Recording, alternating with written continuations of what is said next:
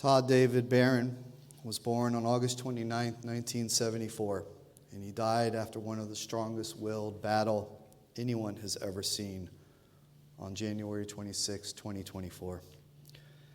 He was predeceased by his father, Harry, and he is survived by his mother, Andrea, his wife, Deborah, his siblings, Heidi, Lisa, and Michael, and of course his two beautiful daughters, Sarah and Lila. On the Hebrew calendar, Todd passed away on the Jewish holiday of Tu B'Shvat, the birthday of trees. And like the ketubah hanging in Todd and Deborah's bedroom with a beautiful, exploding with color, vibrant watercolor of a tree of life that fills their entire ketubah, Todd indeed resembled that tree both on Tu B'Shvat and in the ketubah. He brought the zest of life to all who knew him, to everyone he encountered, to every room he entered, to every event he auctioneered, to every party he hosted. A tree bears seeds. A tree provides oxygen for the world. A tree uplifts with its beauty and gives a home to an array of God's creatures. How fitting that their ketubah, the marriage contract that defines the covenantal partnership that Todd and Deborah shared, is a tree. How fitting that God called for him on Tu B'Shvat. His girls, all three of them, were the beauty in his life. And Deborah, you can't fake true love. A couple cannot promenade a show of compassion and respect as merely an act for the world to see and not truly feel it and live it for years without it being genuine and heartfelt. We all watched as your sincere, unmistakable love for Todd was on display for all to see these past 6 years. And it's true, Todd had the drive. He was the big engine that could. The words giving and up were never said sequentially by him, ever. Nor am I quite sure that those words ever entered into your husband's mind.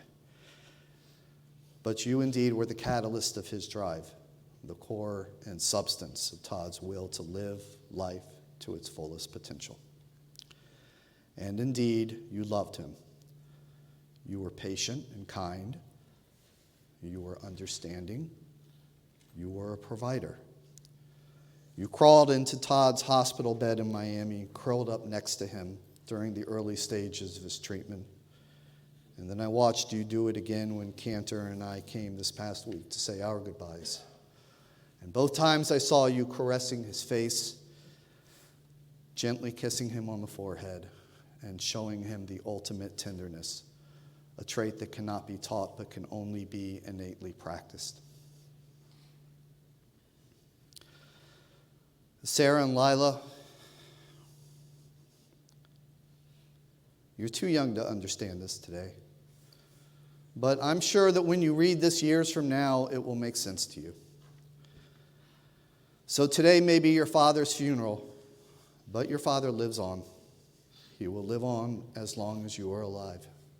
And through the pictures, the stories and memories that you tell your children, he will live on. As you grow older, you will naturally take on many of the principles, beliefs, and characteristics of your father. And then again, in you, your father will live on.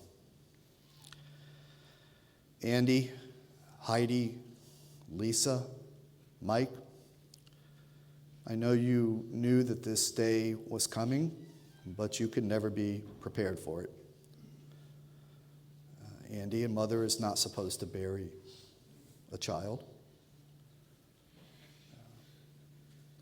Brothers and sisters are supposed to gather around the Thanksgiving table and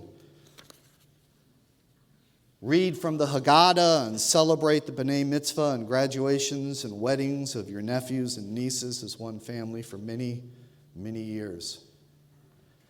And while that is no longer to be, be comforted in what you know your son and your brother brought to your lives. Not just these past few years, but throughout your childhood, as adults, and up until the moment Todd passed into the Olam Haba, the world to come.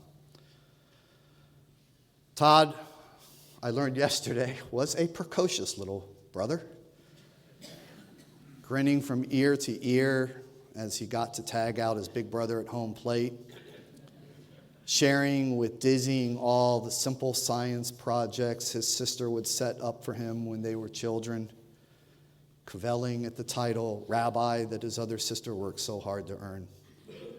Everything in Todd's life was about doing, organizing for other people, attending to details for other people, creating experiences for other people.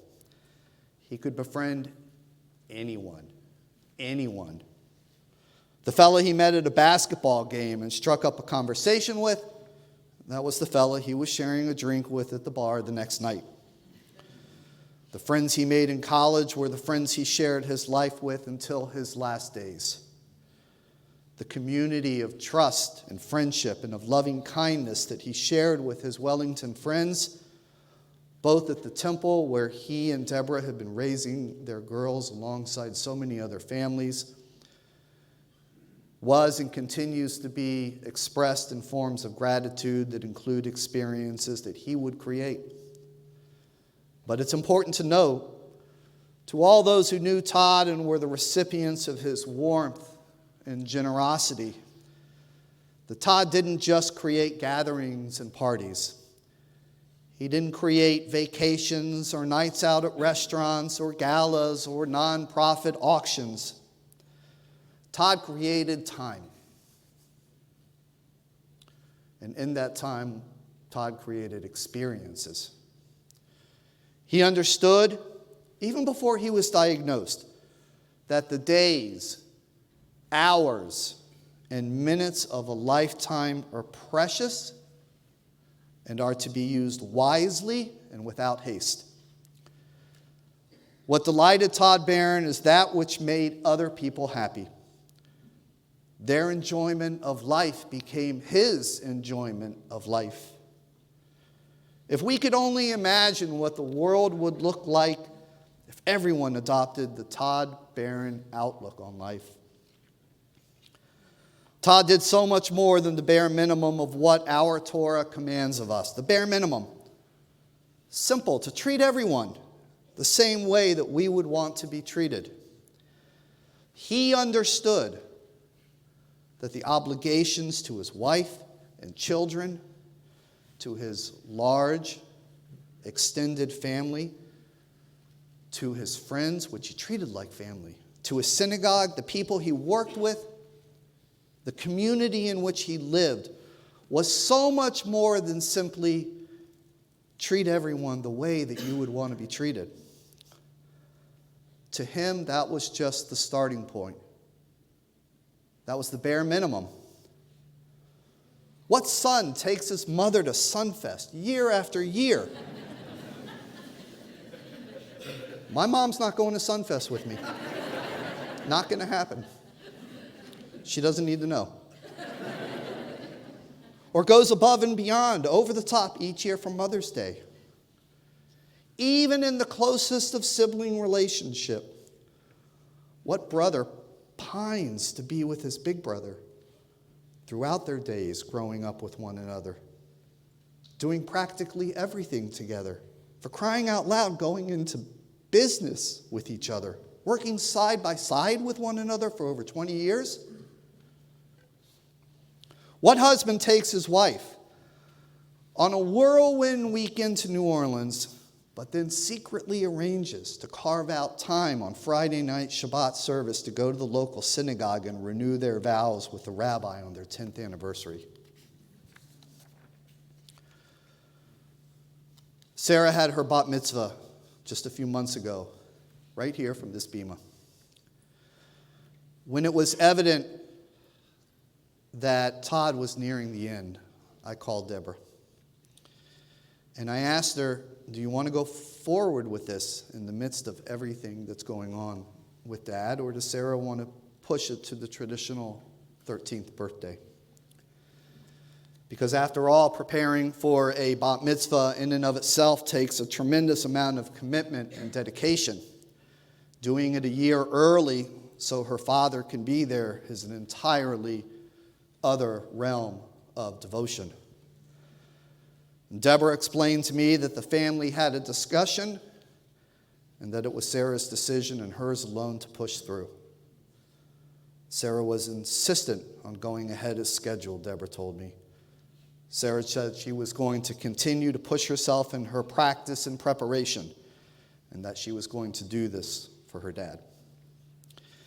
And when I hung up the phone, I leaned back in my chair and I stared at the ceiling and I thought to myself, that's how Todd Barron is going to live on in his children. Here's his little girl pushing through, doing all that she can to give her dad what he gives to everyone else: a memory, an experience, a lesson in perseverance. Not for her own behalf, but for the behalf of someone else, in this case, for her loving father. In Judaism, when we hear of someone's passing, it's typical to say, Zichrono livracha, may his memory be for blessing. How do you know your memory is going to be blessed? When you have an entire community supporting you, look all the way to the back. We didn't put out enough chairs. We didn't have enough rows for the family reserved. That's how you know your memory is blessed. When you have an entire community supporting you. When a grieving spouse has her girlfriends who come together to take over every detail of arranging for today, so that she and her girls can spend their time feeling comforted among their family and friends. When social media is inundated with the sharing of memories and anecdotes and heartfelt tributes.